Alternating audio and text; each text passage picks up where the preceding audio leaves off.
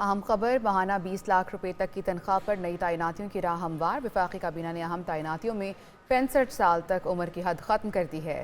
ذرائع کا بتانا ہے تعیناتیوں میں پی ٹی آئی دور حکومت کی پالیسی میں ترامیم کر دی گئی ہے۔ ترامیم کے لیے وفاقی کابینہ سے سرکولیشن کے ذریعے سمری کی منظوری بھی لی گئی ہے۔ غلام مرتضیٰ ہمارے ساتھ موجود ہیں، تفصیلات ان سے جان لیتے ہیں۔ جی غلام مرتضیٰ۔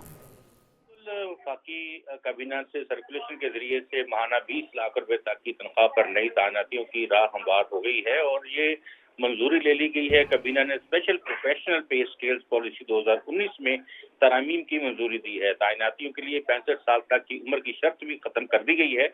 اسپیشل پروفیشنل پے سکیلز کے تحت تعیناتیوں کے لیے عمر کی بالائی حد نہیں ہوگی۔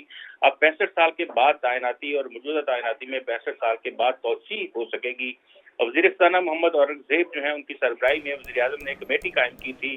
اس کمیٹی نے اپنی سفارشات وزیر اعظم کو بھجوائی تھی، جس میں ریکمینڈ کیا گیا تھا کہ ہمیں ٹیلنٹ پول کے فروغ کے لیے اس طرح کے کام کرنے ہیں اور وزارتوں، ڈویژنز اور وفاقی محکموں میں ایسے لوگوں کو ہم نے لانا ہے جو باصلاحیت ہوں، پیشہ ور ہوں، تکنیکی طور پر ماہرین ہوں اور کنسلٹنٹس ہوں۔ ان کو ہم اچھی تنخواہیں دے کر پاکستان کے جو معاشی معاملات ہیں ان کو حل کرنے کے لیے ان سے کام لینا چاہتے ہیں۔ تو اسی وجہ سے وزیر اعظم نے اس کی سمری جو ہے وہ مختلف جو وزراء ہیں ان کو سب سرکولیشن کے ذریعے بھجوائی تھی اور یہ اس کی منظوری ہو گئی ہے۔ اور ہمارے ذرائع کا یہ کہنا ہے کہ اب وفاقی وزارتوں اور ڈویژنز میں گورننس کے نظام میں جدت لانے کے لیے مزید مؤثر اقدامات ہو سکیں گے اور یہ پالیسی اب قابل عمل ہوگی۔ جی ٹھیک ہے غلام مرتضیٰ، بہت شکریہ آپ کا۔